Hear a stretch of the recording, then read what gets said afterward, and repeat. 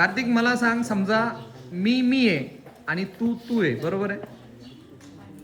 तर मूर्ख कोण? सांग ना, कोण असेल मूर्ख? कोण असेल? तू बरा दीपक तू बरा ना. चल मला सांग, मी आहे आणि तू आहे, तर मूर्ख कोण? कोण? अरे सांग ना यार, असं नाही. तू सांग रे राहुल, कोण? बसले सांग. कोणीच नाही, असं कसं? सांग, काहीतरी उत्तर असेल. मूर्ख आहे एक जण. कोण आहे?